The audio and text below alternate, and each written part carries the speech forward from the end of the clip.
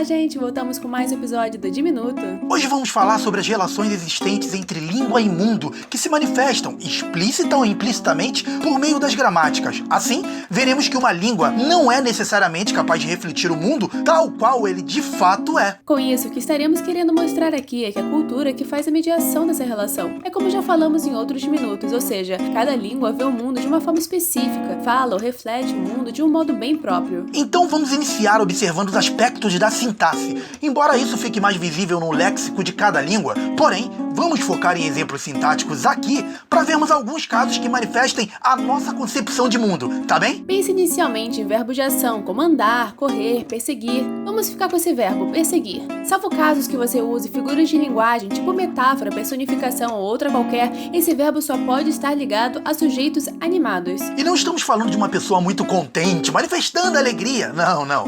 Esse animado aí é como se disséssemos que um ser vivo que se move pode fazer tal ato. Então, já que escolhemos perseguir, vamos dar exemplos para ficar mais compreensível. Você certamente considera normal ouvir alguém dizendo que viu quando o gato perseguiu o rato, mas é bem capaz de achar que a pessoa não regula bem ou que está mentindo se disser que acabou de ver que o chuchu perseguiu o leão. Justamente porque o chuchu não é um ser animado. Então essa frase não é aceitável, tudo bem? Vejamos outra especificidade. Existem verbos que não admitem determinado sujeito, por exemplo, inanimado. Inclusive, a partir disso, podemos trabalhar, por exemplo, a definição dos verbos auxiliares. Isso mesmo. Ciro Pocente traz a definição, segundo Cunha e Sintra, de que os conjuntos formados de um verbo auxiliar com um verbo principal chamam-se locuções verbais. Para seguir, complementar dizendo que os auxiliares mais frequentes são ter, haver, ser e estar. Seus exemplos são, entre outros, tenho feito exercícios, havíamos comprado livros serão comprados por nós, estou arrependido do que fiz. E conclui afirmando que há outros verbos que funcionam como auxiliares: ir,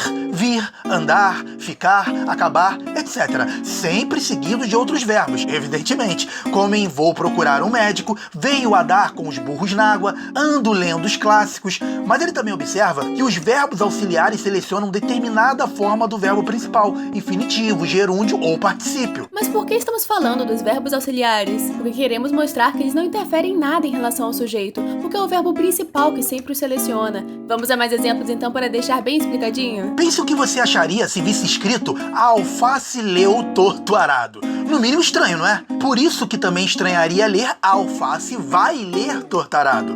No entanto, se você for à feira e, ao cheirar uma alface, não gostar do cheiro, dirá naturalmente, esta alface cheira mal, o que faz, consequentemente, que ache normal dizer ou ouvir, esta alface vai cheirar mal, ok? Vamos a outra especificidade? Mas antes de passar para outra, é importante ressaltar, com base no exemplo anterior que o Guiar trouxe, que se ler for o verbo, não é suficiente ter um sujeito animado, mas sim que esse sujeito seja um humano. Porque pense se não seria estranho também ler algo como o peixe leu Ailton Krenar. Percebe a diferença? Ótimo, Coelho! Perceba também que normalmente, quando gramáticas e dicionários falam a respeito dos verbos, tendem a falar apenas das suas regências.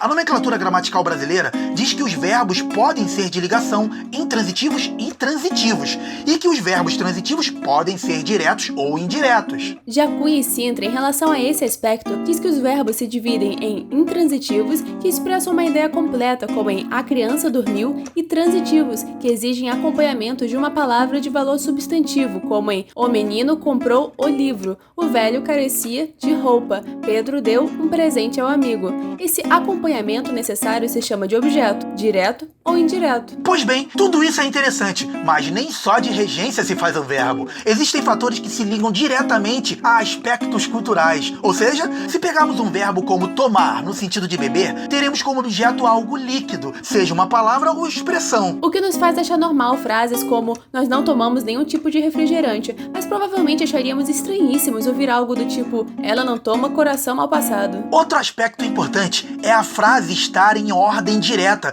porque assim é mais fácil identificar tanto o sujeito quanto o objeto. O problema mesmo começa quando os elementos sofrem inversão, ou seja, o objeto aparece antes do sujeito. A solução pode acabar estando nos aspectos culturais. Vamos aos exemplos para melhor assimilação então? Se lermos o porco o cozinheiro assou, devido ao nosso conhecimento de mundo, ou seja, cultural, identificaremos o cozinheiro como sujeito, porque o comum são cozinheiros assando porcos e não porcos assando cozinheiros. Mas e se encontrarmos uma frase como a garota o golfinho molhou. Aí fica mais complicado, justamente porque tanto a garota pode molhar o golfinho, quanto o golfinho pode molhar a garota. Portanto, a solução acaba sendo recorrer a outra parte do texto em que essa frase aparece, para que se possa ter subsídios, com base em outros critérios, que possam nos fornecer o que de fato a frase quer dizer. Então, como última especificidade a ser trazida por nós hoje, deixamos para o final exatamente por tudo que tem se desdobrado nos últimos tempos. Retomando o Sírio, mais ou menos recentemente, em consequência de movimentos sociais, tem havido cada vez mais denúncias do reflexo de preconceitos, em especial de gênero, nas línguas. Chama-se a atenção para fatos como de o sentido da expressão homem público ser muito diferente do da expressão que pareceria ser apenas o correspondente feminino, mulher pública. Observe-se que palavras como homem, cavalo, etc.,